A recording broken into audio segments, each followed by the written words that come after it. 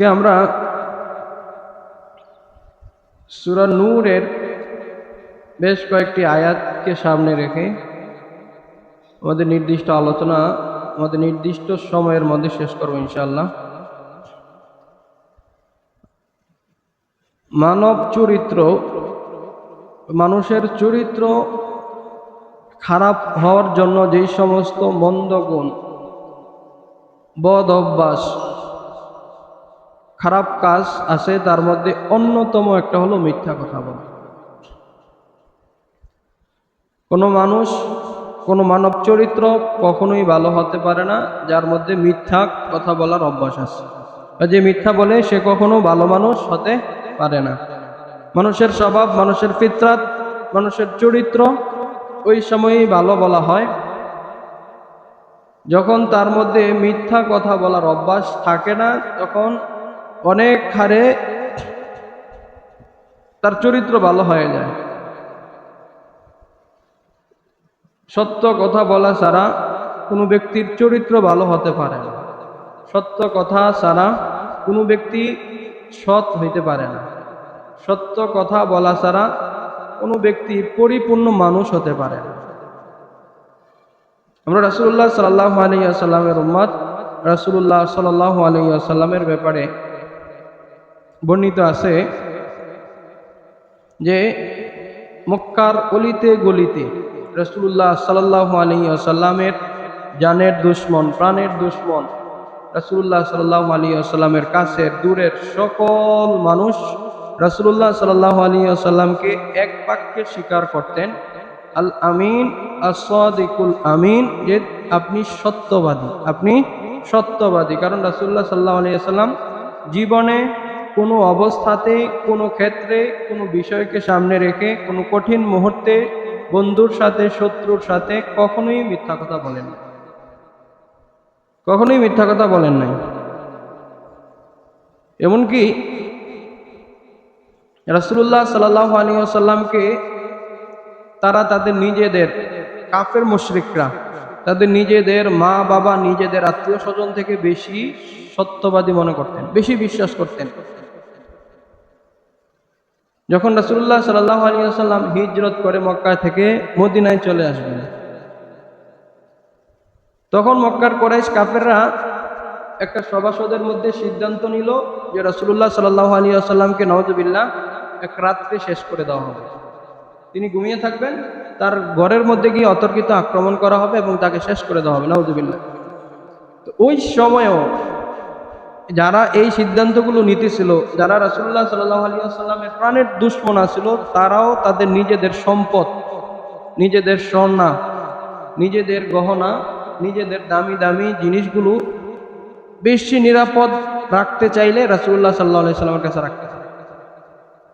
রাসূলুল্লাহ সাল্লাল্লাহু আলাইহি ওয়াসাল্লাম যখন আল্লাহ পাক রব্বুল আলামিনের তরফ থেকে সংবাদ পাইলেন যে তাকে আজকে রাতে আক্রমণ করবে, তিনি রাতে তার সাথী সঙ্গী দু একজন ছিলেন, তাদেরকে নিয়ে বের হয়ে গেলেন। এখন বের হয়ে যে গেলেন, তিনি তো মক্কা থেকে মদিনায় চলে যাবে। তার কাছে মক্কার কুরাইশ কাফেরদের অনেক আমানত, অনেক টাকা পয়সা, সোনা দানা আমানত হিসাবে রয়েছিল। এখন এই কঠিন সময়ে সবাই, তিনি জানতেন যে যারা যারা তাকে হত্যা করতে চাইতেছে, যারা তার ঘরে আক্রমণ করতে চাইতেছে, তাদেরও অনেকের সম্পত্তি তার কাছে আছে।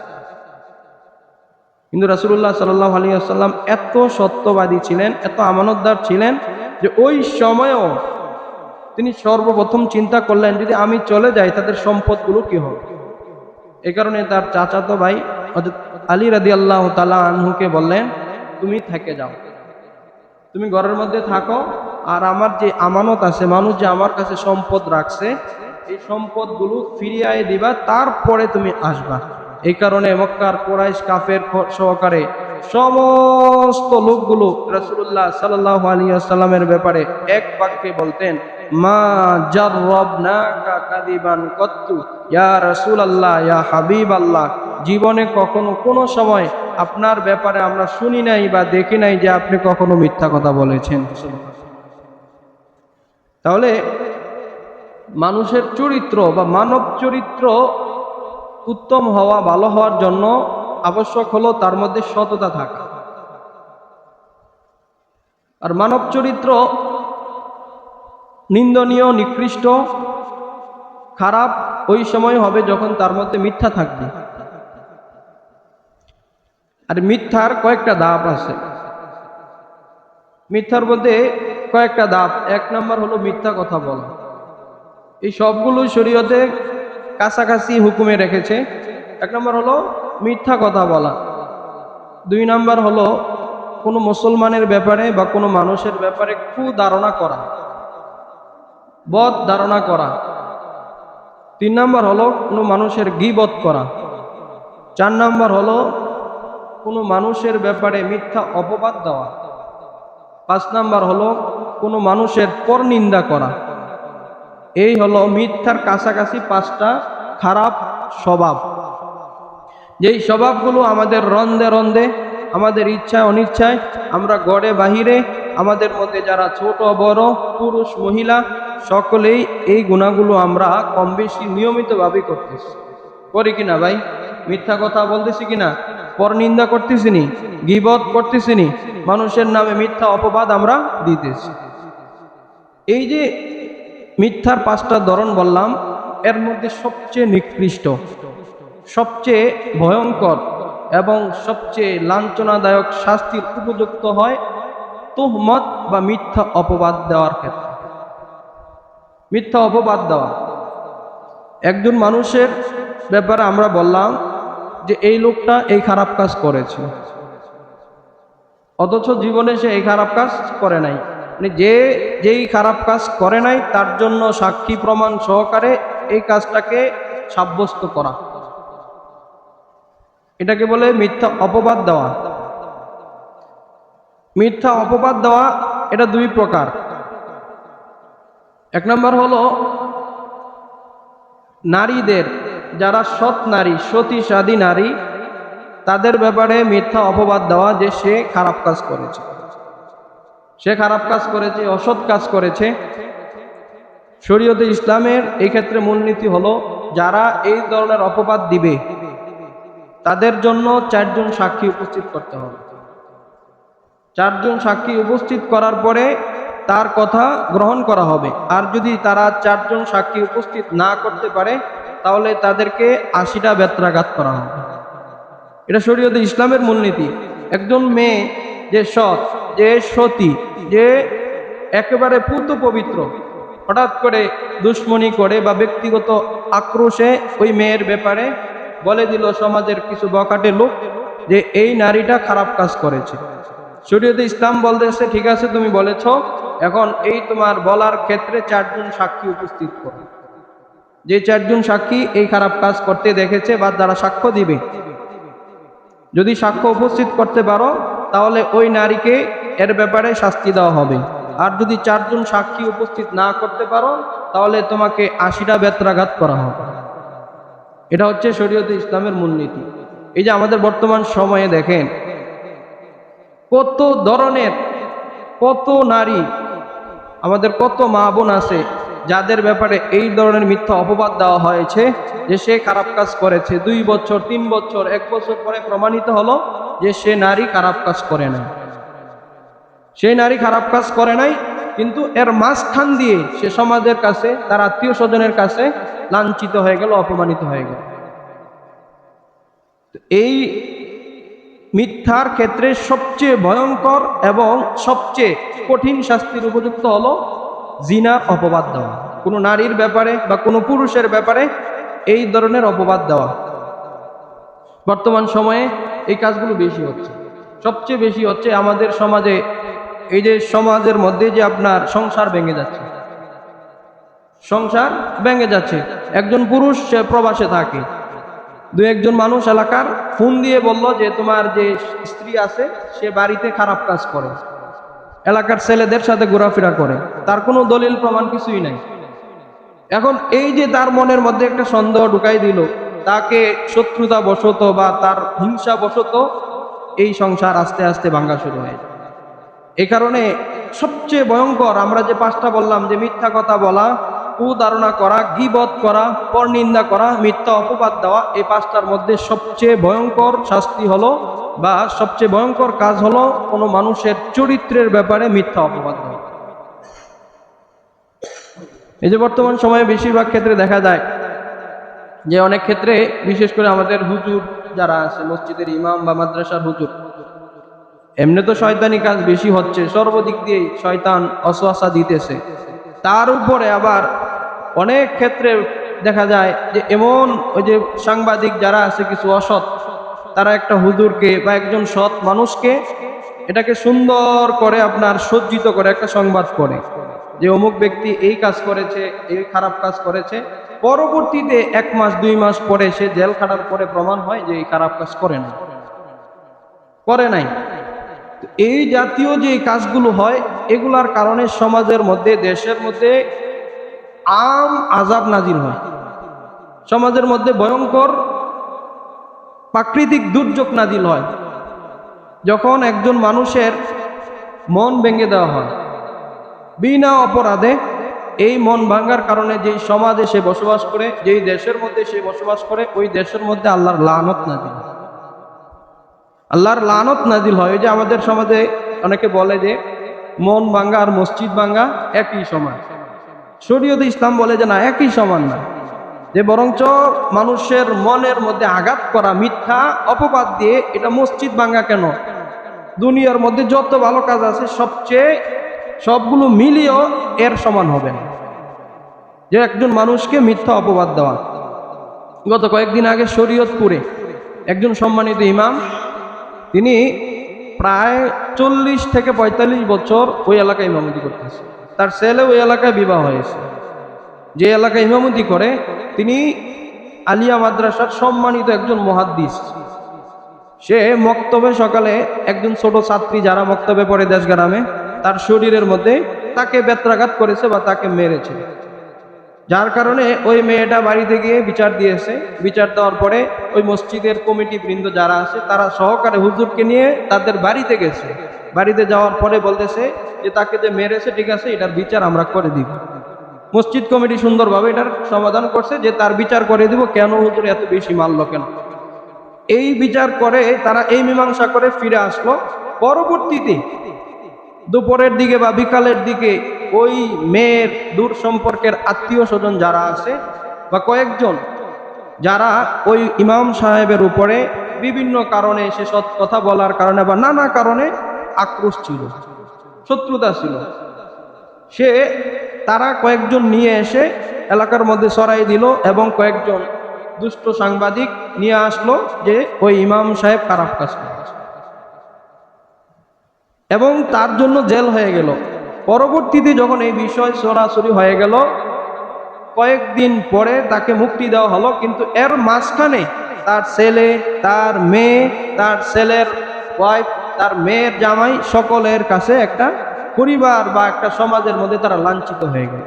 এই যে একটা সিস্টেম বা এই যে একটা সূরত, এটাকে বলে কোনো মানুষের ব্যাপারে মিথ্যা অপবাদ দেওয়া। মিথ্যা অপবাদের প্রথম শাস্তি হলো, যারা মিথ্যা অপবাদ দিবে, যদি দুনিয়ার মধ্যে শরীয়তে ইসলাম থাকে, তাদের দলিল প্রমাণ না থাকলে প্রথমে তাদেরকে 80টা বেত্রাঘাত করা হবে। তারপরে আল্লাহ পাক রব্বুল আলামিন বলতেছেন লুইনাত, তাদের উপরে আল্লাহ পাক রব্বুল আলামিন লানত নাজিল করেন। এই যে আমাদের সমাজের মানুষ বা আমরা যেই দুনিয়ার অধিবাসী যারা আছি, তারা শুধু মানুষের নামে মিথ্যা অপবাদ দেয়, বিষয়টা এরকম।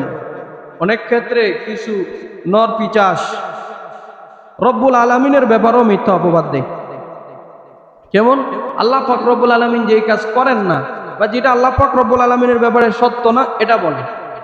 সূরা ইখলাসের মধ্যে আছে না, কুল হুয়াল্লাহু আহাদ আল্লাহুস সামাদ লাম ইয়ালিদ ওয়া লাম ইউলাদ। রব্বুল আলামিন বলতেছেন আল্লাহ এমন সত্তা, লাম ইয়ালিদ ওয়া লাম ইউলাদ, তিনি কাউকে জন্ম দেন নাই এবং কারো থেকে জন্মগ্রহণও করেন নাই। এটা হচ্ছে আল্লাহ পাক রব্বুল আলামিনের ব্যাপারে আমাদের আকীদা এবং এটাই সত্য। মানুষের মধ্যে কিছু নিকৃষ্ট প্রাণী আছে যারা আল্লাহ পাক রব্বুল আলামিনের ব্যাপারেও মিথ্যা অপবাদ দেয়। সূরা মারইয়ামের মধ্যে, সূরা মারইয়ামের 83, 79, তারপরে 88 নম্বর এই আয়াতগুলোর মধ্যে আল্লাহ পাক রব্বুল আলামিন বলতেছেন, وقالوا اتخذ الرحمن ولدا وقالوا اتخذ الرحمن ولدا। আর মানুষের মধ্যে কিছু কিছু মানুষ আছে যারা শুধু দুনিয়ার মানুষের ব্যাপারে না, নবী রাসূলদের ব্যাপারেও না, তারা বরঞ্চ সরাসরি আল্লাহর ব্যাপারে মিথ্যা অপবাদ দেয়। কি অপবাদ দেয়? যে আল্লাহ রাব্বুল আলামিন সন্তান গ্রহণ করেছেন, সুবহানা, অথচ তিনি এই ধরনের কাজ থেকে একেবারে পবিত্র। ওয়াকালু ইত্তাখাযার রহমানু ওয়ালাদা। আর তারা বলে যে আল্লাহ পাক রব্বুল আলামিন সন্তান গ্রহণ করেছেন। রব্বুল আলামিন বলেন এটা এত নিকৃষ্ট, এটা এত বড় ধরনের একটা খারাপ কাজ যে তাকাদুস সামাওয়াতু ইয়াতাফাত্তারনা মিনহু ওয়া তানশাক্কুল আরদু ওয়া তাখিরুল জিবালু হাদ্দা। এটা এত বড় অপরাধ যে এই অপরাধের কারণে তাকাদুস সামাওয়াতু ইয়াতাফাত্তারনা, এই অপরাধের কারণে আসমান জমিন ফেটে যাওয়ার উপক্রম হয়।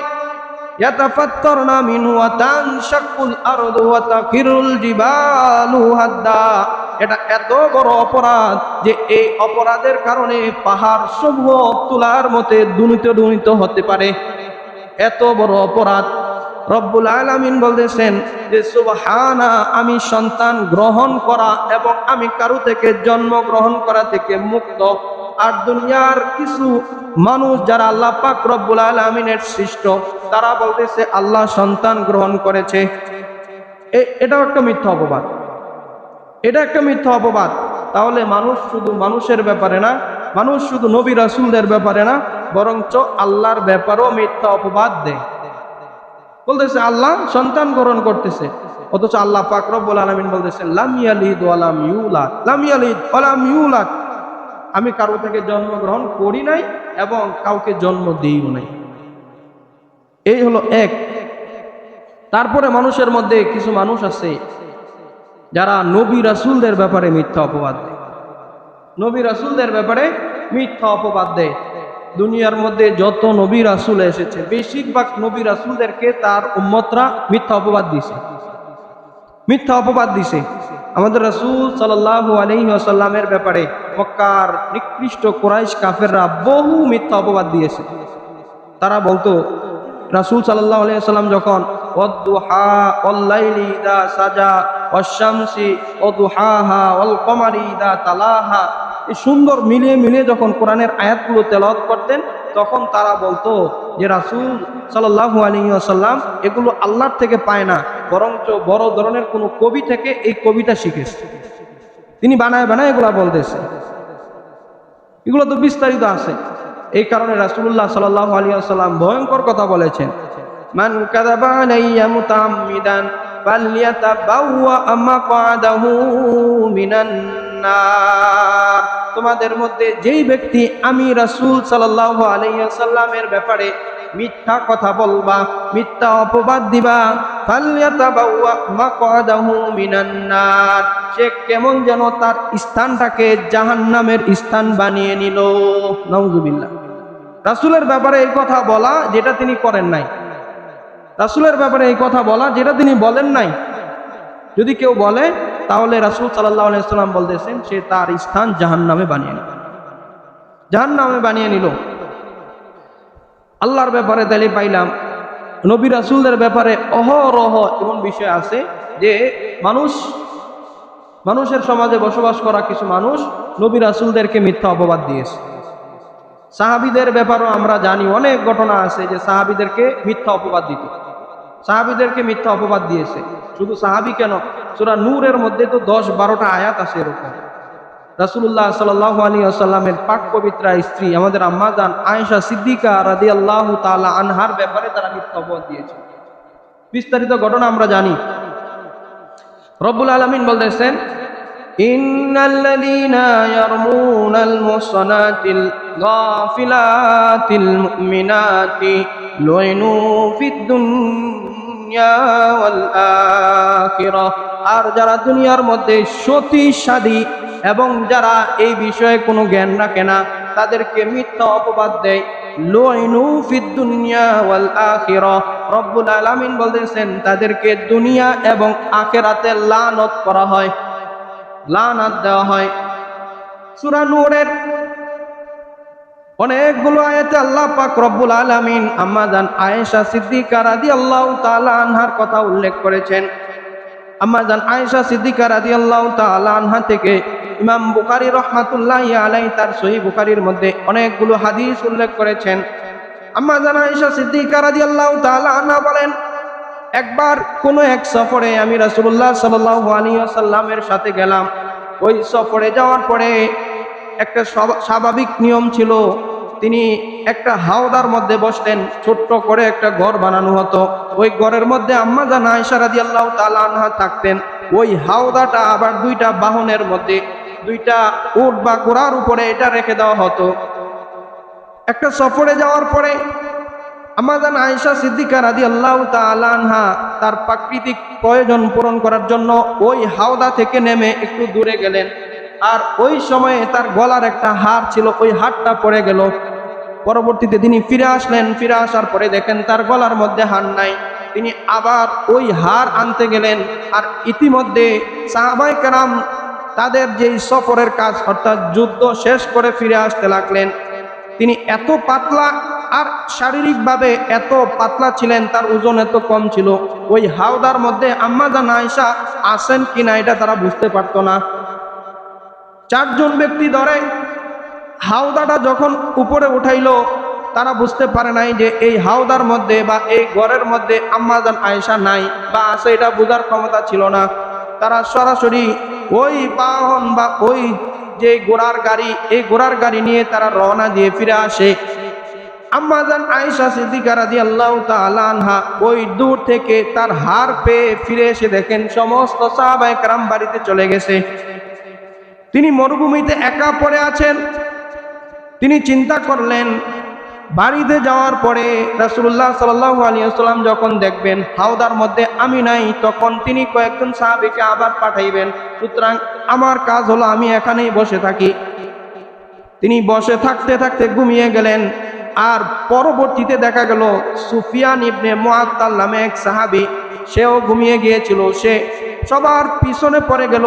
সে তার ঘোড়া নিয়ে আসতেছে আসতেছে, হঠাৎ সে দেখতে পাইল দূরে একটা মানুষের আকৃতি দেখা যায়। সে মানুষের কাছে আসলো, আসার পরে দেখে আম্মা জান আয়েশা সিদ্দিকা রাদিয়াল্লাহু তাআলা আনহা। ওই সাহাবী দূর থেকে দেখলেন যে আম্মা জান আয়েশা সিদ্দিকা রাদিয়াল্লাহু তাআলা আনহা। এখন আবার অনেকে বলবে তিনি চিনলেন কিভাবে এটা যে আম্মা জান আয়েশা সিদ্দিকা রাদিয়াল্লাহু তাআলা আনহা। তো এখানে মুহাদ্দিসিনে কেরাম লিখেন যে পর্দার বিধান যখন নাজিল হয় নাই, এর আগে সুফিয়ান ইবনে মুআত্তাল আয়েশা রাদিয়াল্লাহু তাআলা আনহাকে দেখেছে। এভাবে তিনি চিনলেন। চিনার পরে তিনি সর্বপ্রথম যে কথাটা বললেন, ইন্না লিল্লাহি ওয়া ইন্না ইলাইহি রাজিউন। একটা বড় বিপদ, যে পুরা মরুভূমি, এর মধ্যে কেউ নাই, আমি আছি, আর আয়েশা সিদ্দিকা রাদিয়াল্লাহু তাআলা আনহা ঘুমিয়ে আছেন। তিনি সুজা একটা কথা বললেন যে ইন্না লিল্লাহ, হায় কত বড় বিপদ। আমরা বলি না বিপদে পড়লে ইন্না লিল্লাহি ওয়া ইন্না ইলাইহি রাজিউন। আম্মা জান আয়েশা সিদ্দিকা রাদিয়াল্লাহু তাআলা আনহা বলেন, ওই সুফিয়ান ইবনে মুআত্তাল যখন বললেন ইন্না লিল্লাহ, এই আওয়াজে আমার ঘুম ভেঙে যায়। ঘুম ভাঙার পরে আমার যে মুখের উপরে যে কাপড় ছিল, এই কাপড়টা আমি বড় করে দিয়ে দিলাম। আম্মা জান আয়েশা সিদ্দিকা রাদিয়াল্লাহু তাআলা আনহা বলেন, আল্লাহর কসম করে বলতে পারি ওই সুফিয়ান ইবনে মুআত্তাল ইন্না লিল্লাহি ওয়া ইন্না ইলাইহি রাজিউন এই একটা শব্দ ছাড়া আর কোনো শব্দ করে নাই। তারা এভাবে ওই মরুভূমি থেকে মদিনায় ফিরে আসতে লাগলেন। আর এই দিক দিয়ে মদিনার কিছু মুনাফিক, যাদের মধ্যে দুই একজন মুসলমান সাহাবীও ছিলেন, যাদের মধ্যে বদরে 2 জন সাহাবীও ছিলেন, তারা রটায়া দিল যে আম্মা জান আয়েশা সিদ্দিকা আর সুফিয়ান ইবনে মুআত্তাল তারা আলাদা রয়ে গেছে। নাউজুবিল্লাহ, তারা আলাদা রয়ে গেছে, মানে তাদের ব্যাপারে খারাপ কথাবার্তা বলা শুরু করলো। আম্মা জান আয়েশা সিদ্দিকা রাদিয়াল্লাহু তাআলা আনহা দুনিয়ার ব্যাপারে এত কিছু বুঝতেন না। তিনি বাড়িতে এসে স্বাভাবিকভাবে তিনি কিছুটা অসুস্থ হয়ে পড়েন, ঘরের মধ্যে বসবাস করতে লাগলেন। রাসূলুল্লাহ সাল্লাল্লাহু আলাইহি ওয়াসাল্লাম যখন এই কথাগুলো শুনলেন তার মনের মধ্যে আঘাত পাইলেন, কিন্তু তিনি কখনো আম্মাজান আয়েশা সিদ্দিকা রাদিয়াল্লাহু তাআলা আনহাকে এই বিষয়ে জিজ্ঞাসা করেন নাই।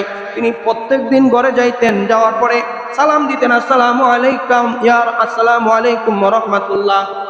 আম্মাজান আয়েশাকে সালাম দিতেন, তারপরে জিজ্ঞাসা করতেন আপনার শরীর ভালো হয়েছে কিনা। আম্মাজান আয়েশা সিদ্দিকা রাদিয়াল্লাহু তাআলা আনহা বলেন যে আগে আমার সাথে যেই রকম আচরণ করতেন, যেমন আদর স্নেহ করতেন, এখন ওই রকম আদর স্নেহ করেন না, কেমন যেন কিছুটা দূরত্ব অবলম্বন করতে চাইতেছেন। আম্মাজান আয়েশা সিদ্দিকা রাদিয়াল্লাহু তাআলা আনহা বলেন এভাবে প্রায় 1 মাস চলে গেল। বাইরে কি হচ্ছে আমি এটা জানি না। মদিনার অলিতে গলিতে আমার ব্যাপারে মিথ্যা অপবাদ ছড়িয়ে পড়ল যে আমি সুফিয়ান ইবনে মুআত্তালের সাথে রয়ে গেছি। একদিন হঠাৎ করে যখন আমার সেবিকা ঘর থেকে বের হলো রাতের বেলা, সে হঠাৎ করে পড়ে যায়। পড়ে যাওয়ার পরে তার ছেলে মিস্তার নামে সে বলে মিস্তা ধ্বংস হয়ে যাক। আয়েশা সিদ্দিকা রাদিয়াল্লাহু তাআলা আনহা বলেন কি হলো, তুমি তোমার ছেলেকে লানত করতেছো কেন? ওই সেবিকা বলতেছে আম্মাজান আয়েশা আপনি জানেন না নাকি আপনার ব্যাপারে মিস্তা মদিনার অলিতে গলিতে ছড়াই দিতেছে যে আপনি খারাপ কাজের সাথে জড়িত হয়ে পড়েছেন। আয়েশা সিদ্দিকা রাদিয়াল্লাহু তাআলা আনহা তখন প্রকৃত ঘটনা জানতে পারলেন যে 1 মাস ধরে এই বিষয় চলতেছে আর এটা আমি জানি না। পরবর্তীতে বিস্তারিত ঘটনা আছে, তিনি ঘরের মধ্যে আসলেন, আসার পরে রাসূলুল্লাহ সাল্লাল্লাহু আলাইহি সাল্লামের সাথে তার সাক্ষাৎ, তিনিও কিছু বলেন না, রাসূল সাল্লাল্লাহু আলাইহি সাল্লামও কিছু বলেন না। তিনি পরবর্তীতে রাসূলুল্লাহ সাল্লাল্লাহু আলাইহি সাল্লামের কাছ থেকে অনুমতি নিয়ে তার বাবার বাড়িতে আবু বকর সিদ্দিক রাদিয়াল্লাহু তাআলা আনহুর বাড়িতে চলে যায়। সেখানে গিয়ে তাদেরকে বলেন যে এই বিষয় হয়েছে, তোমরা কি বলো? আবু বকর সিদ্দিক রাদিয়াল্লাহু তাআলা আনহু কিছু বলেন না, তার মাও কিছু বলেন না, কারণ রাসূলুল্লাহ সাল্লাল্লাহু আলাইহি সাল্লামের ব্যাপারে কেউ কিছু বলবে না। আম্মাজান আয়েশা সিদ্দিকা রাদিয়াল্লাহু তাআলা আনহা বলেন যখন দেখলাম আমার আর কিছুই করার নাই, তখন বুঝতে পারলাম যা করার বা যা বলার আমারই করতে হবে। তিনি বলেন লাগাতার 2 দিন আমি প্রত্যেকটা সময় আল্লাহর দরবারে কান্নাকাটি করেছি, আর এই 2 দিন আমি কোনো ধরনের পানাহার করি নাই। এত পেরেশান ছিলাম, এত কান্নাকাটি করেছি। এই 2 দিন পরে রাসূলুল্লাহ সাল্লাল্লাহু আলাইহি ওয়াসাল্লাম আয়েশা রাদিয়াল্লাহু তাআলা আনহার বাড়িতে গেলেন। এই দিক দিয়ে রাসূলুল্লাহ সাল্লাল্লাহু আলাইহি সাল্লাম কিছুটা পেরেশান যে এই বিষয়গুলো অলিতে গলিতে ছড়তেছে। মুনাফিকরা তো আপনার এইভাবে থাকি যে কোন সময় মুসলমানদের কি সমস্যা বা কোন বিষয় এটা নিয়ে আলোচনা করা যায় কিনা। তিনি সর্বশেষ কয়েকজন সাহাবীকে জিজ্ঞাসা করলেন, কাছের যারা আসছিলেন তাদেরকে জিজ্ঞাসা করলেন যে আয়েশার ব্যাপারে তোমরা কি বলো?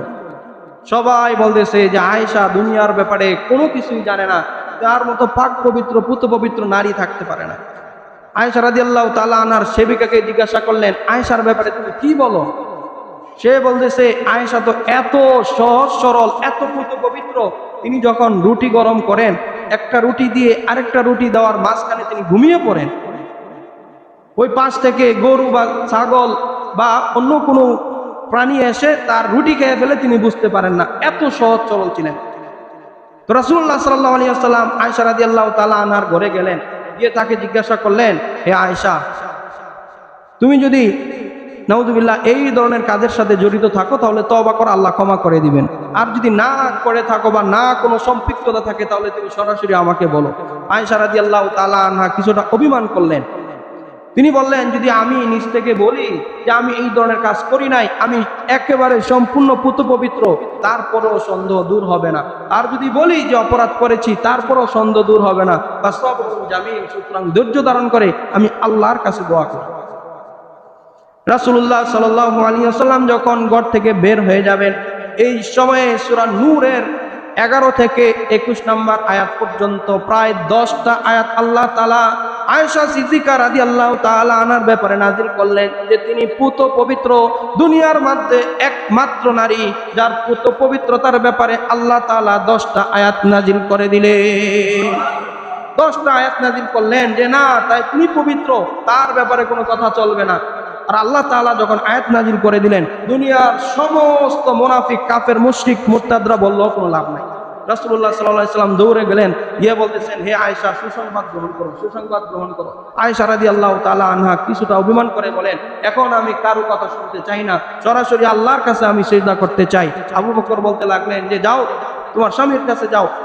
আয়েশা রাদিয়াল্লাহু তাআলা আনহা মাও বলতে লাগলেন যে যাও, কথা বলো না, তোমার স্বামীর কাছে যাও।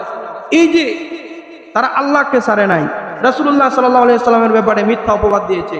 আম্মা জান আয়েশা সিদ্দিকা রাদিয়াল্লাহু তাআলা আনহার মতো পুত পবিত্র নারী, যার ব্যাপারে কোরআনের 10টা আয়াত নাজিল হয়েছে, 10টা আয়াত, তাকেও তারা ছাড়ে নাই, যে মিথ্যা অপবাদ দিয়েছে। তার মানে আমাদের যে মিথ্যা কাজ, এর মধ্যে সবচেয়ে নিকৃষ্ট হলো একজন সতী সাধী নারী বা একজন পুত পবিত্র পুরুষকে অপরাধী বানিয়ে দেওয়া।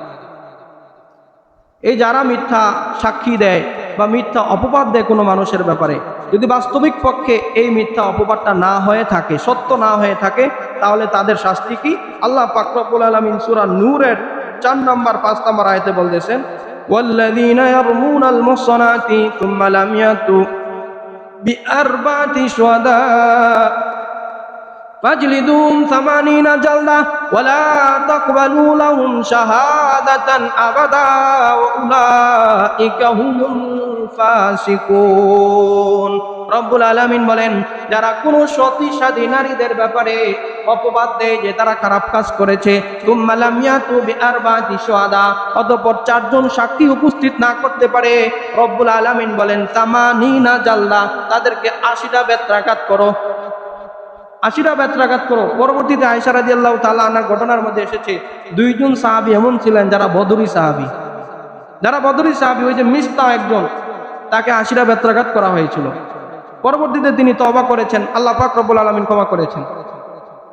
তো আল্লাহ পাক রব্বুল আলামিন বলতেছেন, যারা মিথ্যা অপবাদ দিবে আর দলিল প্রমাণ পেশ করতে না পারবে, তাদেরকে 80টা বেত্রাঘাত করো, যদি জিনার ব্যাপার হয়।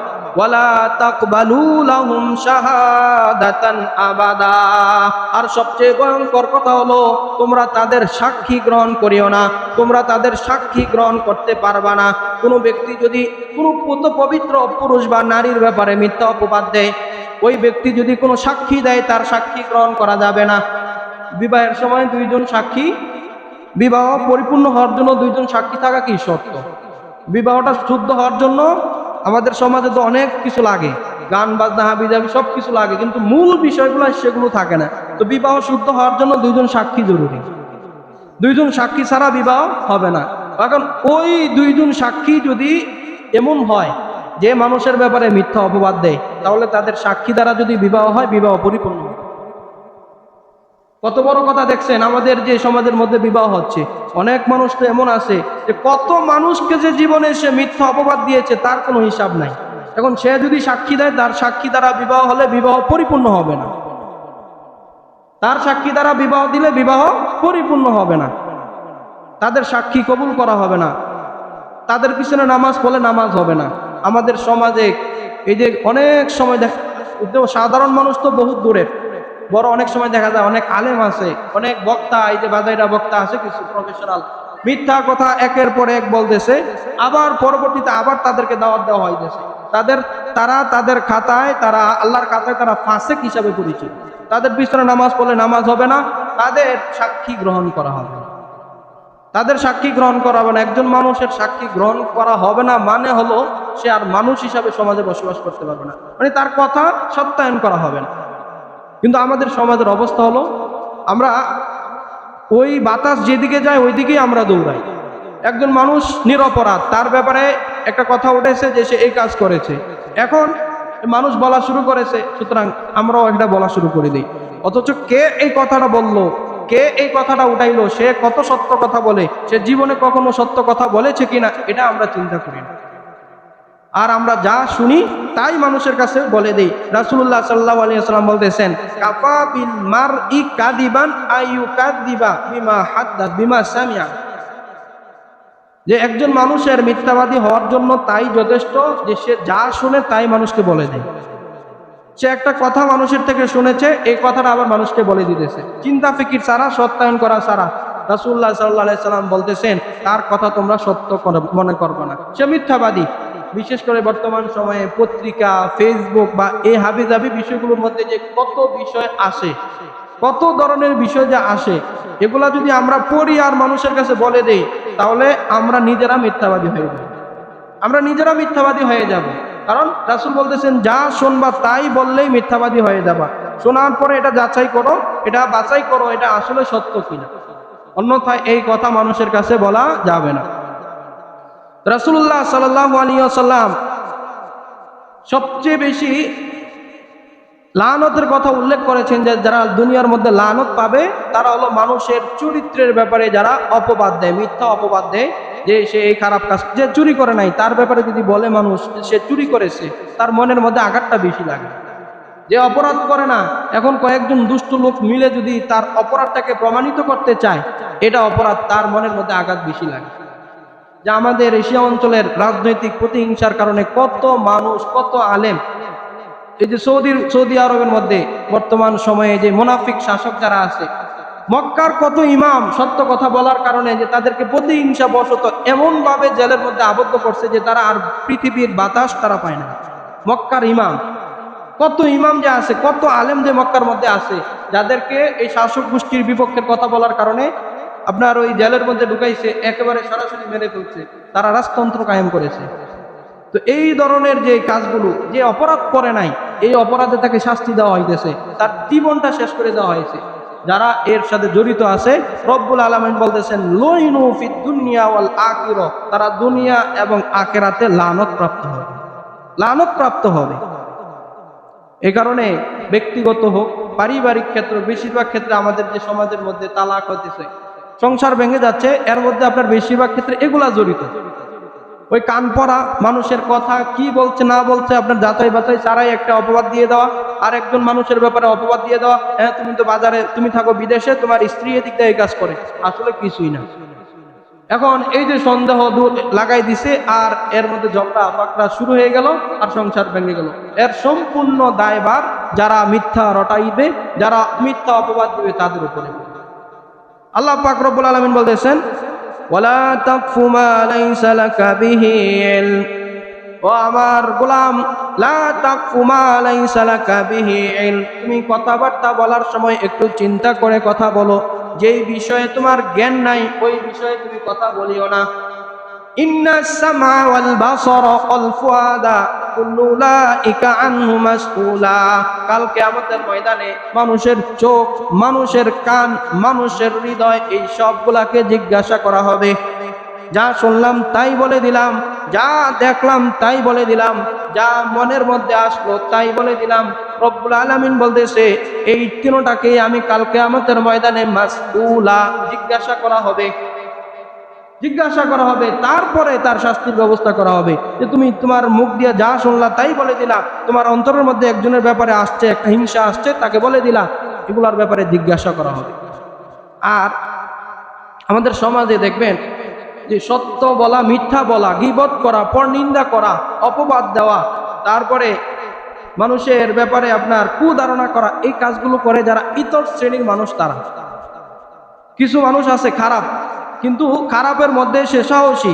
যারা ডাকাতি করে তারা কখনো চুরি করবে না, যারা ডাকাত তারা চুরি করে না, আর যারা চোর তারা হচ্ছে ইতর শ্রেণীর মানুষ, তারা ডাকাতি করতে পারবে না। যারা মানুষের সামনাসামনি কথা বলে, সামনাসামনি যা বলার বলে দেয়, তারা মানুষের পিছনে কথা বলে না। আর যারা মানুষের পিছনে কথা বলে তারা মূলত ইতর শ্রেণীর মানুষ, তাদের ফিতরতগতভাবে দুর্বলতা আছে। অনেক ফুকায়ে কেরাম লিখেছেন, মানুষ জন্মের সময় তার মধ্যে সব গুণাগুণ সমানভাবে থাকে। সাহস কতটুকু হবে, তার জ্ঞান বুদ্ধি কতটুকু হবে, সে মিথ্যা বলবে কতটুক, সত্য বলবে কতটুক। তো ওই বলতেছে যে সে জন্মের সময় তার মধ্যে সে যে সাহসী হবে, সত্য কথা বলার যে গুণ, এটা কমিয়ে দেওয়া হয়। এই কারণে সে মানুষের পিছনে কথা বলে, কিন্তু সামনে কথা বলার সে সাহস পায় না। আর আমাদের সমাজে এই যে সামাজিক যে সমস্যাগুলো, ঝগড়া ফাসাদ, বিশেষ করে পারিবারিক যে আপনার দ্বন্দ্ব কলহ তৈরি হচ্ছে, এগুলোর মধ্যে অন্যতম কারণ হলো পরনিন্দা করা, গীবত করা, মিথ্যা অপবাদ দেওয়া, যাচাই বাছাই ছাড়া কথা বলা। এই কারণে আমাদের সর্বক্ষেত্রে, ব্যক্তিগত থেকে রাষ্ট্রীয় জীবন পর্যন্ত সর্বক্ষেত্রে যাচাই বাছাই করে কথা বলা উচিত, অন্যথায়